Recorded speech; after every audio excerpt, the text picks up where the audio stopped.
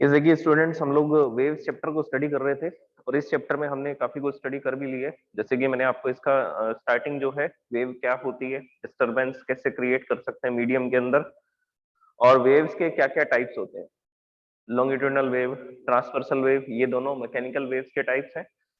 इसके अलावा हमने इलेक्ट्रोमैग्नेटिक वेव्स को ब्रीफली डिस्कस किया था और डिस्कस किया था मैटर वेव्स को, जिनको डी ब्रॉय वेव्स भी बोला जाता है। इसके बाद में हमने कुछ जनरल डेफिनेशंस के बारे में डिस्कशन किया था। वो जनरल डेफिनेशंस ये थी जिसमें हमने पढ़ा था कि फ्रीक्वेंसी क्या होती है, एक सेकंड में जितनी वेव्स कंप्लीट होंगी या मीडियम के पार्टिकल एक सेकंड में जितने वाइब्रेशन करेंगे, दोनों को ही क्या बोला जाता है, फ्रीक्वेंसी बोला जाता है। और हर्ट्ज में इसको मेजर करते हैं। टाइम पीरियड, कि एक वेव कंप्लीट होने में कितना टाइम लेती है, that is called time period. या एक पार्टिकल ऑसिलेट होने में जितना टाइम लेगा उसको भी क्या बोला जाता है, टाइम पीरियड ही बोला जाता है। इसके अलावा हमने इसमें डिस्कस किया था फेज, कि कोई वेव है वो कितना अपना फेज कंप्लीट कर चुकी है, मतलब किस पोजीशन पे है या कितनी वेव्स कंप्लीट हो चुके हैं। इसके लिए हमने फेज को डिस्कस किया था, फेज डिफरेंस। इसके अलावा पाथ डिफरेंस। तो ये सब डिस्कस करने के बाद में हमने पढ़ा था Newton's formula for the velocity of the wave in a medium. जो साउंड वेव्स हैं वो कितनी वेलोसिटी से ट्रेवल करती हैं किसी मीडियम के अंदर, तो न्यूटन ने उसके लिए एक फॉर्मूला दिया था। और इस फॉर्मूला के बेसिस पे हमने कैलकुलेशन की थी कि speed of sound in air is 280 metre per second. लेकिन एक्चुअल में 280 मीटर पर सेकेंड से ट्रेवल नहीं करती हैं साउंड वेव्स। साउंड वेव्स के ट्रेवल करने की स्पीड है 332 metre per second in air. Air के अंदर, और कितने डिग्री सेल्सियस पे, 0 डिग्री सेल्सियस पे।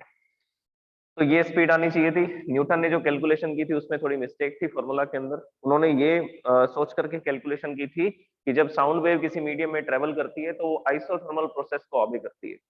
कंप्रेशन रेयरफेक्शंस होते हैं और वो सारे कंप्रेशन रेयरफेक्शंस जो होते हैं वो आइसोथर्मल चेंजेस होते हैं। उसके बाद में लाप्लास फ्रेंच मैथमेटिशियन है जिन्होंने इस प्रॉब्लम को सॉल्व किया। न्यूटन का जो फॉर्मूला था उससे वेलोसिटी 280 आती थी, लेकिन एक्चुअल वेलोसिटी 332 थी, तो 52 का डिफरेंस आ रहा था। तो लाप्लास ने फिर इसको करेक्ट किया था, जिसको हम लोग स्टडी करते हैं लाप्लास करेक्शन के अंदर। तो लाप्लास करेक्शन में हमने ये पढ़ा था कि जो साउंड है जब वो किसी मीडियम में ट्रेवल करती है, या लॉन्गिट्यूडनल वेव जब किसी मीडियम में ट्रेवल करती है, तो कंप्रेशन और रेयरफेक्शन सडन होते हैं। सडन मतलब कि ये बहुत फास्ट होते हैं, और कंप्रेशन रेयरफेक्शन इतने फास्ट होते हैं कि हीट एक्सचेंज का टाइम नहीं मिलता। तो ये जो प्रोसेस होती है ये एडियाबेटिक प्रोसेस होती है। तो जब भी साउंड वेव किसी मीडियम में ट्रेवल करेगी, then it will moving in the form of compression and rarefaction, and that compression and rarefactions are adiabatic changes। और वो कैसे चेंजेस हैं, वो एडियाबेटिक चेंजेस हैं। तो इसको हमने लाप्लास करेक्शन में स्टडी किया था। ओके, इसके बाद मैं आपको सुपरपोजिशन प्रिंसिपल समझा रहा था। सुपरपोजिशन क्या होता है तो उसको दोबारा से डिस्कस करते हैं हम लोग। Principle of superposition of waves. सबसे पहली बार ये सुपरपोजिशन क्या है। सुपरपोजिशन का मतलब है कि दो वेव्स आएंगी डिफरेंट डिफरेंट डायरेक्शन से, और वो एक ही पॉइंट पर आकर के सुपर इम्पोज करेंगे।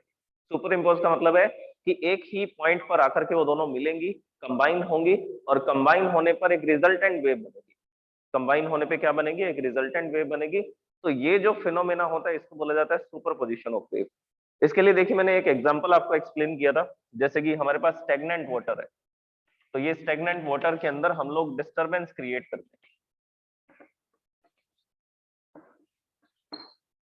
तो ये जो स्टेगनेंट वाटर है इसमें हमने क्या किया, इसके सेंटर में, बिल्कुल सेंटर में हमने एक बोट को, जो कि लाइट वेट है, प्लास्टिक की बोट है, इसको हमने इसके अंदर प्लेस कर दिया स्टेगनेंट वाटर के अंदर। अब हम लोग यहाँ पर डिस्टरबेंस क्रिएट करेंगे। डिस्टरबेंस क्रिएट करेंगे इस बोट के दोनों तरफ।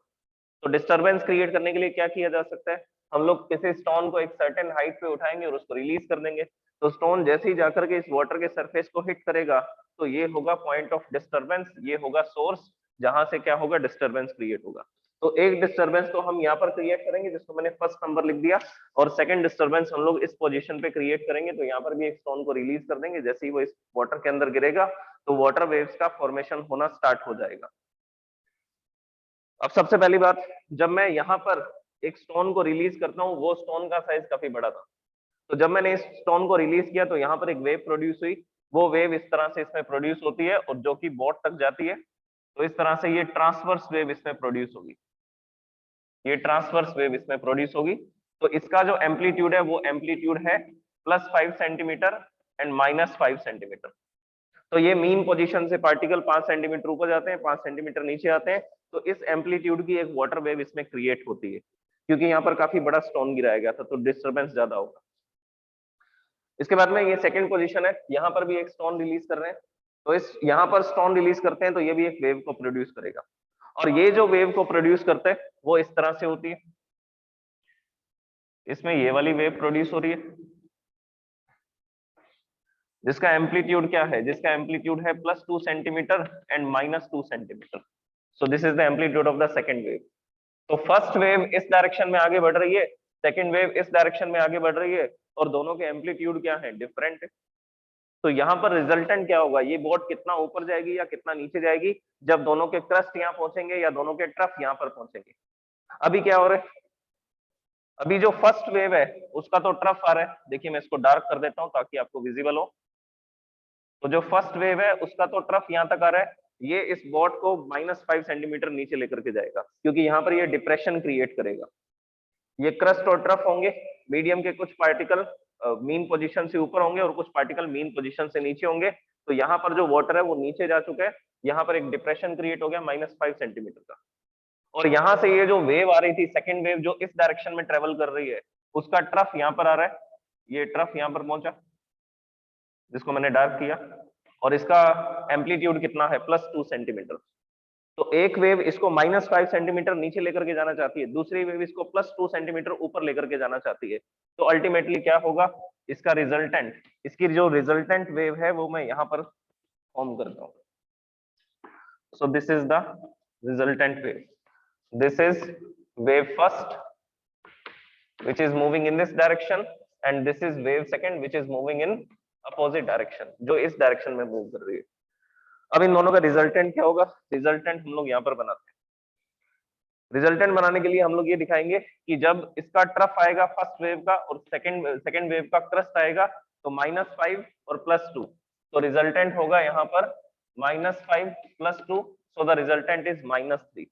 तो यहाँ पर एक ट्रफ क्रिएट होगा, वो ट्रफ का एम्पलीट्यूड क्या होगा, वो ट्रफ का एम्पलीट्यूड होगा -3 सेंटीमीटर। अब इसके बाद में ये वेव का ट्रफ, इसका ट्रफ आया, इसका क्रस्ट आया, अब इसके बाद में क्या होगा, ये वाला जो क्रस्ट है ये आगे की तरफ बढ़ेगा, ये वाला जो ट्रफ है ये आगे की तरफ बढ़ेगा।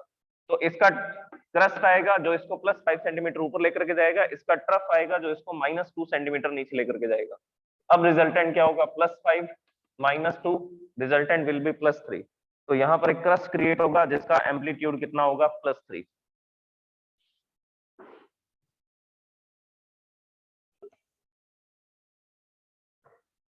ओके, तो इसका रिजल्टेंट है -3 एंड +3। तो ये जो बोट है ये +3 सेंटीमीटर ऊपर जाएगी, -3 सेंटीमीटर नीचे आएगी। तो यहाँ पर दो वेव जो कि डिफरेंट डायरेक्शंस में आ रही थी, डिफरेंट डायरेक्शन में ट्रेवल कर रही थी, दोनों एक ही पॉइंट पर आकर के कंबाइन होती हैं, मिलती हैं, एक दूसरे को इंटरसेक्ट करती हैं, सुपर इम्पोज करती हैं। तो जहां पर ये एक दूसरे को सुपर इम्पोज करेंगी वहां पर क्या प्रोड्यूस होगी, वहां पर एक रिजल्टेंट वेव प्रोड्यूस होगी, और रिजल्टेंट वेव का एम्पलीट्यूड क्या होगा, रिजल्टेंट वेव का एम्पलीट्यूड होगा algebraic sum of the amplitudes of the both waves. तो इस वेव का जो एम्पलीट्यूड है, इस वेव का जो एम्पलीट्यूड है या जो डिस्प्लेसमेंट है, इस यहाँ के जो पार्टिकल डिस्प्लेसमेंट कर रहे हैं, यहाँ के जो पार्टिकल डिस्प्लेसमेंट कर रहे हैं, उन डिस्प्लेसमेंट का हम लोग क्या कर रहे हैं, एल्जेब्रिक सम कर रहे हैं। प्लस में है तो प्लस में लिख रहे हैं, माइनस में है तो माइनस में लिख रहे हैं, तो एल्जेब्रिक सम कर देंगे। यही प्रिंसिपल क्या होगा, superposition principle. The net displacement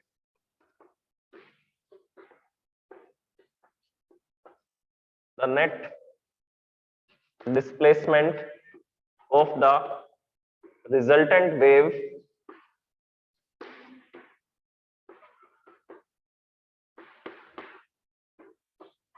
is equal to the algebraic sum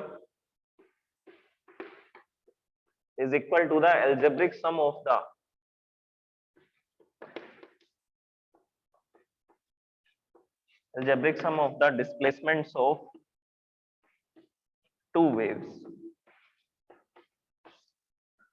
So this is the superposition principle कि जो रिजल्टेंट वेव होगी उसका जो एम्पलीट्यूड होगा या उसका जो नेट डिस्प्लेसमेंट होगा वो किसके इक्वल होगा, is equal to the algebraic sum of the displacements of the two wave.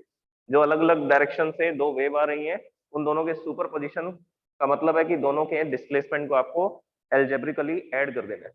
अगर क्रस्ट आ रहा है तो प्लस में लिख देंगे, अगर ट्रफ आ रहा है तो माइनस में लिख देंगे। तो प्लस में आ रहा है तो प्लस लिखेंगे, माइनस आ रहा है तो माइनस में लिखेंगे। इससे आप लोग रिजल्टेंट बता सकते हैं। अच्छा, ये तो एक एग्जांपल के बेसिस पे हमने लिखा। जनरल फॉर्मूला क्या बनेगा? जनरल फॉर्मूला बनाते हैं इसका। जैसे कि ये फर्स्ट वेव है, जो फर्स्ट वेव है उसका डिस्प्लेसमेंट है y1, जो सेकंड वेव है वो मैक्सिमम कितना डिस्प्लेसमेंट दिखाती है, y2 दिखाती है। तो रिजल्टेंट वेव जो होगी वो होगा y1 प्लस y2, और यही मैंने इसको स्टेटमेंट की फॉर्म में यहां लिखा हुआ है। द नेट डिस्प्लेसमेंट, ये y क्या है? y है रिजल्टेंट वेव का डिस्प्लेसमेंट, और y1 क्या है? फर्स्ट वेव का डिस्प्लेसमेंट। y2 क्या है? सेकंड वेव का डिस्प्लेसमेंट, और बीच में प्लस लगा दिया, मतलब कि दोनों का क्या कर रहे हैं? एल्जेब्रिक सम कर रहे हैं। सो this is the superposition principle. अब ये जो सुपरपोजिशन है, इसके बेसिस पर हम लोग तीन फिनोमेना को अंडरस्टैंड कर सकते हैं। तो नेक्स्ट टॉपिक हम लोग देखते हैं क्या है, 3 applications of superposition. So now we will discuss about the applications of superposition. In applications को दो दो तरीके से स्टडी किया जा सकता है। एक तो ग्राफिकल मेथड से स्टडी कर सकते हैं इनकी एप्लीकेशंस को, और एक मैथमेटिकल मेथड से स्टडी कर सकते हैं। तो मैं आपको दोनों मेथड बताऊंगा, ग्राफिकल मेथड भी और मैथमेटिकल मेथड भी।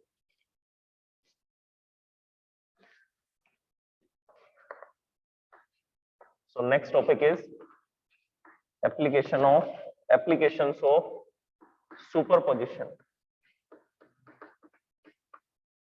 principle। मतलब इस प्रिंसिपल से हम लोग कौन कौन से फिनोमेना को अंडरस्टैंड कर सकते हैं। नेचर में बहुत तरह के फिनोमेना होते हैं। सबसे पहला इसके अंदर आएगा interference of waves. Interference of waves. Second is beats. Third जो फिनोमेना है that is standing waves. Standing waves या स्टेशनरी वेव्स इनको बोल सकते हैं, स्टैंडिंग वेव्स और स्टेशनरी वेव्स। तो ये तीन फिनोमेना हमें इस चैप्टर में अब स्टडी करने हैं। किसके बेसिस पे? सुपरपोजिशन प्रिंसिपल के बेसिस पे। तो सबसे पहले फिनोमेना के बारे में मैं आपको बताता हूँ। सबसे पहले इंटरफेरेंस को स्टडी करते हैं, फिर इंटरफेरेंस के बाद में हम लोग स्टडी करेंगे बीट्स को, बीट्स के बाद में आएगा standing waves.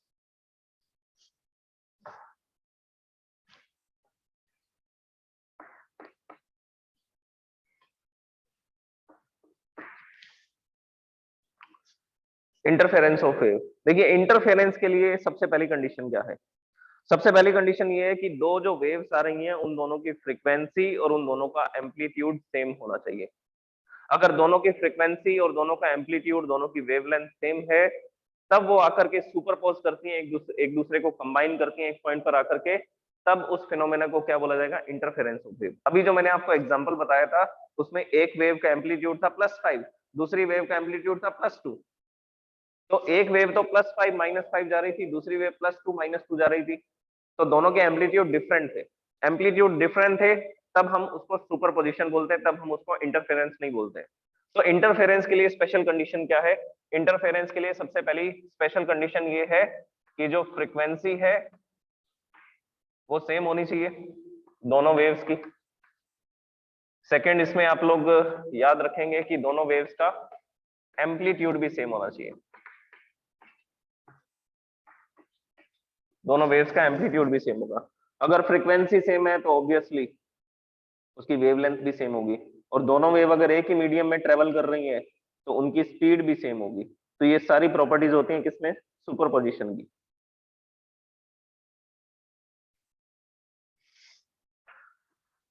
Next, amplitude same होगा, उन दोनों वेव्स की वेवलेंथ सेम होगी, और दोनों एक ही मीडियम में ट्रेवल करेंगी। सेम मीडियम होगा, सेम मीडियम होगा तो इस कारण से दोनों सेम स्पीड से ट्रेवल करेंगे।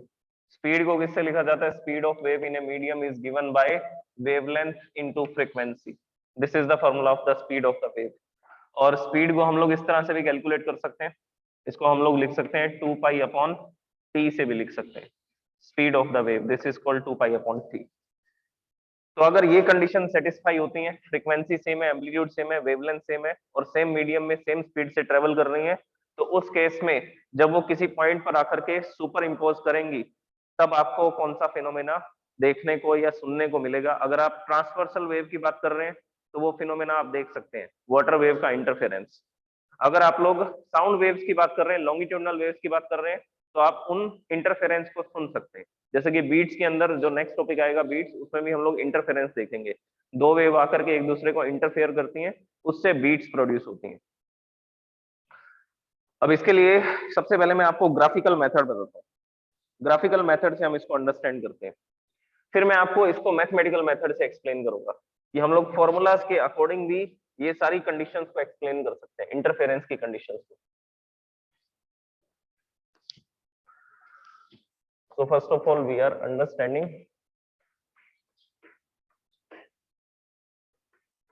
interference of waves. सबसे पहले ग्राफिकल मेथड देखते हैं। इंटरफेरेंस दो तरह का होगा, constructive interference and destructive interference. अगर दोनों वेव के क्रस्ट एक साथ पहुंचेंगे एक ही पॉइंट पर, तो उस केस में होगा कंस्ट्रक्टिव इंटरफेरेंस, मतलब कि दोनों वेव सेम फेज में थी। दोनों वेव कौन से फेज में थी? सेम फेज में थी, तो उस केस में होगा कंस्ट्रक्टिव इंटरफेरेंस। और अगर दोनों वेव जो सुपर इम्पोज करने वाली है अपोजिट फेज में आ रही है, मतलब कि एक वेव का क्रस्ट आ रहा है, दूसरी वेव का ट्रफ आ रहा है, तो दोनों एक दूसरे को क्या कर देंगी? कैंसिल आउट कर देंगे। कैंसिल आउट कर देंगी तो आप देखेंगे कि जहां पर वो सुपर इम्पोज कर रही है वहां पर कोई डिस्टर्बेंस ही क्रिएट नहीं होगा, तो उसका रिजल्टेंट आएगा जीरो।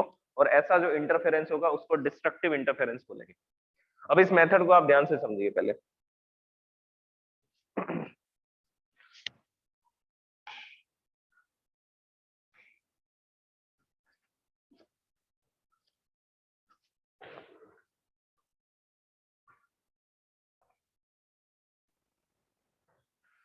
देखिए इंटरफेरेंस के लिए यहाँ पर मैं दो वेव्स क्रिएट करता हूँ और फिर उसका रिजल्टेंट मैं आपको बताता हूँ।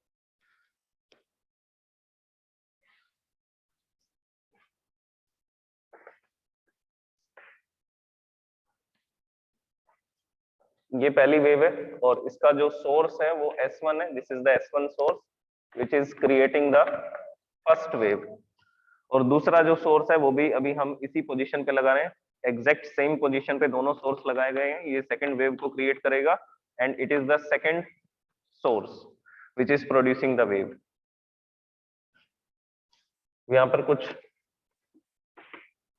रिप्रेजेंटेशन दिखाते हैं वेव्स का और फिर दिखाएंगे उनका सुपरपोजिशन।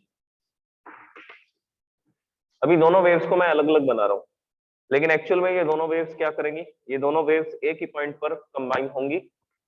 ओके, तो ये सोर्स फर्स्ट है, हमने इसको यहाँ पर रखा, ये वाइब्रेशन करेगा, वाइब्रेशन करने से ये मीडियम में डिस्टरबेंस क्रिएट करेगा और यहाँ पर एक वेव क्रिएट करेगा। सो this is the wave which is created by the source S1। ये वेव यहाँ पर क्रिएट हो रही है। ये वन वेव यहाँ कंप्लीट होगी, ये सेकंड वेव, ये थर्ड वेव और यहाँ पर ये फोर्थ वेव को हमने कंप्लीट दिखा दिया इस जगह पर।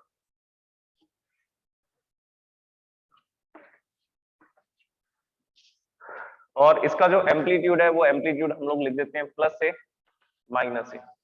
सो प्लस से माइनस से, this is the amplitude. Second wave भी क्रिएट हो रही है, सेम टू सेम ऐसे ही क्रिएट हो रही है, सेम डिस्टरबेंस क्रिएट कर रही है वो भी, एम्पलीट्यूड सेम है, फ्रीक्वेंसी सेम है। ये एक सेकंड में चार वेव कंप्लीट हो रही है, तो ये भी एक सेकंड में चार वेव भी कंप्लीट हो रही है, तो दोनों की फ्रीक्वेंसी सेम चल रही है। इसके अलावा ये एक सेकंड में 5 मीटर की डिस्टेंस ट्रेवल करती है, ये वेव एक सेकंड में 5 मीटर की डिस्टेंस ट्रेवल करती है, तो दोनों की वेवलेंथ भी सेम है, तो दोनों का फ्रीक्वेंसी भी सेम है और दोनों की वेवलेंथ भी सेम है। ओके, तो इस तरह से ये वेव्स यहाँ तक पहुंच रही हैं और ये वो प्लेस है जहां पर सुपर पोजिशन हो रहा है, इस जगह पर सुपर पोजिशन हो रहा है। अब देखिए दोनों वेव का ट्रफ आ रहा है, दोनों वेव का ट्रफ आ रहा है, तो ये भी डिस्टरबेंस क्रिएट करेगी और पार्टिकल्स को कितना नीचे लेकर के जाएगी? माइनस से। ये भी कितना नीचे लेकर के जाएगा? माइनस से। तो बेसिकली अगर यहाँ पर कोई पार्टिकल रखा होगा तो वो पार्टिकल को ये वाली वेव माइनस ए एम्पलीट्यूड से नीचे धकेलेगी और ये भी माइनस ए एम्पलीट्यूड से उसको डाउनवर्ड डायरेक्शन में पुश करेगी। तो वो पार्टिकल कितना डाउनवर्ड चला जाएगा, कितना नीचे की तरफ चला जाएगा? यहाँ पर हम लोग बनाते हैं रिजल्टेंट वेव, यहाँ पर आएगी इसकी रिजल्टेंट वेव। रिजल्टेंट का एम्पलीट्यूड थोड़ा ज्यादा दिखाना पड़ेगा क्योंकि कंस्ट्रक्टिव इंटरफेरेंस है, और कंस्ट्रक्टिव इंटरफेरेंस की जो कंडीशंस हैं वो कंडीशंस सबसे इंपॉर्टेंट है, तो इन कंडीशंस को आप समझ लेना। अगर ये कंडीशंस आपको समझ आ गई तो आपको मैथमेटिकल मेथड भी समझ आ जाएगा इसका। अब यहाँ पर इस वेव का भी ट्रफ आ रहा है, इस वेव का भी ट्रफ आ रहा है, मतलब कि दोनों सेम फेज में सुपर इम्पोज कर रही है। अगर सेम फेज में सुपर इम्पोज कर रही है तो रिजल्टेंट वेव को इस तरह से बनाया जाएगा, ये इसकी रिजल्टेंट वेव है। और इसका एम्पलीट्यूड कितना है? इसका एम्पलीट्यूड है -2a, जस्ट डबल एम्पलीट्यूड। और ये इसके बाद में ट्रफ के बाद में दोनों का क्या पहुंचेगा? दोनों का क्रस्ट पहुंचेगा। ये इस वेव का भी क्रस्ट आएगा, इस वेव का भी क्रस्ट आएगा, तो फिर से सुपरपोजिशन होगा और ये कंस्ट्रक्टिव सुपरपोजिशन होगा। ये कैसा इंटरफेरेंस होगा? ये कंस्ट्रक्टिव इंटरफेरेंस होगा। कंस्ट्रक्टिव इंटरफेरेंस का मतलब है कि एम्पलीट्यूड फिर से ऐड हो जाएंगे और ये मैक्सिमम कितना डिस्प्लेसमेंट दिखाएगा? +2a। तो यहाँ का पार्टिकल +2a ऊपर जाएगा, -2a नीचे जाएगा। तो इस तरह से ये जो मैं वेव क्रिएट कर रहा हूँ, ये कौन सी वेव है? This is the resultant wave of amplitude -2a and +2a। This is the resultant wave which has amplitude of +2a and -2a। तो यहाँ पर ये जो आपको इंटरफेरेंस दिखाई दे रहा है, ये कंस्ट्रक्टिव इंटरफेरेंस है। अब इस कंस्ट्रक्टिव इंटरफेरेंस की कंडीशंस के बारे में सोचिए। इन कंडीशंस को दो तरह से लिखा जा सकता है। अभी हम लोग जो डिस्कशन कर रहे हैं वो किसके बारे में कर रहे हैं? कंस्ट्रक्टिव इंटरफेरेंस के बारे में। कंस्ट्रक्टिव इंटरफेरेंस के लिए क्या कंडीशन है? कंडीशन ये है कि दोनों वेव कैसी होनी चाहिए? दोनों वेव सेम फेज में होनी चाहिए। सेम फेज का मतलब है कि इसका ट्रफ आएगा तो इसका भी ट्रफ आएगा, इसका क्रस्ट आएगा तो इसका भी क्रस्ट आएगा। और ये रिजल्टेंट वेव है जिसमें एम्पलीट्यूड कितना हो जाएगा? +2a -2a, +2a -2a, क्योंकि सुपरपोजिशन करेंगी तो आपको क्या करना है? सुपरपोजिशन प्रिंसिपल लगाना है, y1 + y2। फर्स्ट वेव का एम्पलीट्यूड a है, सेकंड वेव का एम्पलीट्यूड a है, तो टोटल एम्पलीट्यूड +2a हो जाएगा। फर्स्ट वेव का एम्पलीट्यूड -a है, दूसरी वेव का एम्पलीट्यूड -a है, तो रिजल्टेंट क्या हो जाएगा? -2a। तो जब क्रस्ट बनेगा तो वो 2a एम्पलीट्यूड का बनेगा, ट्रफ बनेगा तब भी वो 2a एम्पलीट्यूड का ही बनेगा। सो this is the constructive interference. अब कंडीशंस के बारे में सुनिए। कंडीशंस को हम दो तरह से लिखेंगे। एक तो फेज की लैंग्वेज में लिखेंगे जिसको हम लोग फेज डिफरेंस बोलते हैं। फेज डिफरेंस को डेल्टा फाई से लिखा जाएगा। फिर हम लोग लिखेंगे पाथ डिफरेंस की टर्म में। पाथ डिफरेंस को डेल्टा एक्स से लिखा जाएगा कि दोनों वेव कितना डिस्टेंस ट्रेवल करके आ रही है। अब ध्यान से देखो, ये फर्स्ट वेव है, इसका यहाँ पर फेज 0 है। एक वेव कंप्लीट होगी तो यहाँ पर फेज हो जाएगा 2 पाई। सेकेंड वेव कंप्लीट होगी, फेज हो जाएगा 4 पाई, यहाँ पर होगा 6 पाई। और ये फोर्थ वेव जब यहाँ पर पहुंचेगी तो इसका फेज होगा 8 पाई। इसी तरह से second wave 0 pi, 2 pi, 4 pi, 6 pi and 8 pi. Difference निकाल लो, फेज डिफरेंस। ये 8 पाई फेज कंप्लीट कर चुकी है तो ये भी 8 पाई फेज कंप्लीट कर चुकी है। कितना आ रहा है फेज डिफरेंस? 8 पाई -8 पाई, 6 पाई -6 पाई। कहीं से भी माइनस कर लीजिए, कहीं से भी माइनस करोगे तो फेज डिफरेंस आएगा 0। पार्ट डिफरेंस कितना आएगा? ये वेव कितना पार्ट ट्रेवल कर रही है? कितना पार्ट ट्रेवल कर रही है? तो इससे इसको आप लोग लिख सकते हैं कैसे? ये वन वेव कंप्लीट होने में कितनी डिस्टेंस चलती है? 1 lambda. So this is 1 lambda, 2 lambda, 3 lambda and 4 lambda. Total कितनी डिस्टेंस ट्रेवल कर चुकी है ये टोटल डिस्टेंस ट्रेवल कर चुकी है 4 लैम्डा। 4 वेव कंप्लीट हो रही है। इसमें भी कितना हो रहा है? 1 lambda, 2 lambda, 3 lambda and 4 lambda. Second wave भी कितनी डिस्टेंस ट्रेवल कर रही है? सेकेंड वेव भी 4 लैम्डा डिस्टेंस ट्रेवल कर रही है। So this is the path traveled by the first wave and this is the path traveled by the second wave. Difference कितना आ रहा है? ये भी 4 लैम्डा डिस्टेंस चल रही है, ये भी 4 लैम्डा डिस्टेंस चल रही है, तो पार्ट डिफरेंस इज 0। तो जब फेज डिफरेंस 0 होता है और पार्ट डिफरेंस 0 होता है तब कौन सा इंटरफेरेंस होता है? तब कंस्ट्रक्टिव इंटरफेरेंस होता है। क्लियर है सबको? हैंड रेस कर दो जल्दी से। फर्स्ट कंडीशन अगर आपको समझ आ गई। पार्ट डिफरेंस भी 0 है और फेज डिफरेंस भी 0 है। ओके, अब सेकंड कंडीशन के बारे में देखिए। सेकंड कंडीशन ये है कि हम सोर्स की पोजीशन को बदल देते हैं। मैंने सोर्स को यहां से उठा करके थोड़ा आगे रख दिया, इस पोजीशन पे रख दिया। Now this is the position of source S2 and from here the second wave is creating. ये सेकंड पोजीशन है जहां से ये वेव क्रिएट हो रही है और यहाँ पर हम लोग दिखा रहे हैं रिजल्टेंट वेव को। अब इनका फेज डिफरेंस और पार्ट डिफरेंस देखते हैं कितना आएगा। फर्स्ट वेव का फेज क्या है 8 पाई, सेकंड वेव का फेज क्या है, यहां से वेव बननी स्टार्ट हुई थी, यहां पर था 0 फेज, एक वेव कंप्लीट हुई, कितना फेज है 2 पाई, दूसरी वेव कंप्लीट हुई 4 पाई फेज, तीसरी वेव कंप्लीट हुई 6 पाई फेज, फेज डिफरेंस कितना आएगा? अभी भी कंस्ट्रक्टिव इंटरफेरेंस है क्या? तो आंसर है अभी भी कंस्ट्रक्टिव इंटरफेरेंस है, क्योंकि दोनों वेव्स किस फेज में सुपर इंपोज कर रही है, सेम फेज में सुपर इंपोज कर रही है। इसका ट्रफ आ रहा है तो इसका भी ट्रफ आ रहा है, तो एम्पलीट्यूड हो जाएगा -2a, इसका क्रस्ट आ रहा है तो इसका भी क्रस्ट आ रहा है, एम्पलीट्यूड हो जाएगा +2a। तो ये रिजल्टेंट वेव होगी जिसमें आपको एम्पलीट्यूड बढ़ा हुआ मिलेगा, इंक्रीज्ड एम्पलीट्यूड मिलेगा। फेज डिफरेंस कितना है? फेज डिफरेंस कहीं से भी माइनस कर लो, 8 - 6 पाई, 6 पाई - 4 पाई, 4 पाई - 2 पाई, 2 पाई -0, आप कहीं से भी माइनस करेंगे, फेज डिफरेंस आपको मिलेगा 2 pi. Path difference, what is the path difference? कौन बताएगा path difference? 4 lambda. First wave कितना डिस्टेंस ट्रेवल कर रही है 4 लैम्डा का, ये सोर्स से चली और यहां तक पहुंची, यहां तक 4 लैम्डा डिस्टेंस ट्रेवल करती है। ये कितना डिस्टेंस ट्रेवल करेगी? यहां से यहां तक 1 लैम्डा, फिर यहां से यहां तक 2 लैम्डा, यहां से यहां तक 3 lambda. So this is the total distance travel by the wave 3 lambda. Path difference कितना आएगा?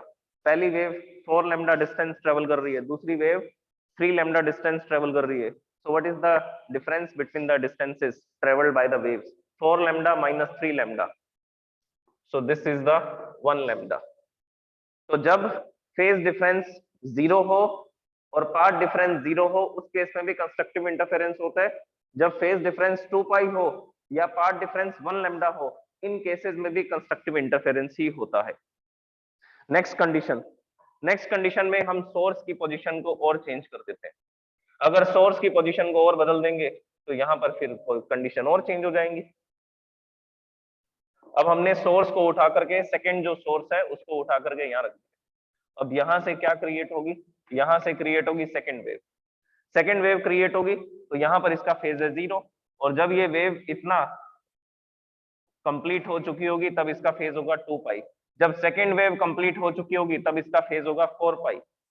अभी भी कंस्ट्रक्टिव इंटरफेरेंस है, ट्रफ के नीचे ट्रफ आ रहा है, क्रस्ट के नीचे क्रस्ट आ रहा है, तो जिस भी पॉइंट पर ये सुपर इंपोज कर रही है वहां पर कंस्ट्रक्टिव इंटरफेरेंस हो रहा है। प्लस ए -2a, प्लस ए फिर से कंस्ट्रक्टिव इंटरफेरेंस। डिफरेंस क्या है? फेज डिफरेंस क्या है? First wave 8 pi phase complete कर चुकी है, second wave 4 pi phase complete कर चुकी है। So 8 pi - 4 pi, 8 pi - 4 pi, this is 4 pi phase difference. और पाथ डिफरेंस कितना आएगा? ये 4 लैम्डा डिस्टेंस ट्रेवल कर रही है, सेकंड वेव डिस्टेंस ट्रेवल कर रही है 1 lambda, and this is 2 lambda. तो यहां से यहां तक इसने कितना डिस्टेंस ट्रेवल किया? इसने डिस्टेंस ट्रेवल किया 2 लैम्डा। तो ये डिस्टेंस ट्रेवल कर रही है 4 lambda, 4 lambda -2 lambda, so the path difference is 2 lambda, and so on. इसी तरह से आगे की कंडीशंस भी लिख सकते हैं। ये 0, 2 पाई, एन 4 पाई, 6 पाई, डैश डैश डैश 2n पाई, ये इसका जनरल फॉर्मूला हो गया 2n पाई। तो जब भी फेज डिफरेंस 2n पाई होगा, और n की वैल्यू कहां से स्टार्ट होगी? n की वैल्यू 0 से स्टार्ट होगी। ये जो मैं फॉर्मूला लिखा है वो मैंने किसके लिए लिखा है? जहां पर n की वैल्यू कहां से स्टार्ट होती है? n की वैल्यू 0 से स्टार्ट होती है। तो जब फेज डिफरेंस 0, 2 पाई, 4 पाई, 6 पाई, 2n पाई होता है, तब कौन सा इंटरफेरेंस होता है? तब कंस्ट्रक्टिव इंटरफेरेंस होता है। और जब path difference 0, 1 lambda, 2 lambda, 3 lambda, dash dash dash 2n+1 lambda, ये फेज डिफरेंस, ये पाथ डिफरेंस होता है, उस समय पे कौन सा इंटरफेरेंस होता है? Constructive interference. तो कंडीशन क्या है फेज डिफरेंस की? ये कंडीशंस है। जब फेज डिफरेंस 0, 2 पाई, 4 पाई, 6 पाई, 2n पाई होगा, तब पाथ डिफरेंस कितना होगा? 0, 1 lambda, 2 lambda, 3 lambda, and final formula क्या बनेगा? 2n+1 lambda. और इन दोनों फॉर्मूलाज में n कहां से स्टार्ट करना है? n आपको 0 से स्टार्ट करना है, 0, 1, 2, 3 डैश डैश डैश।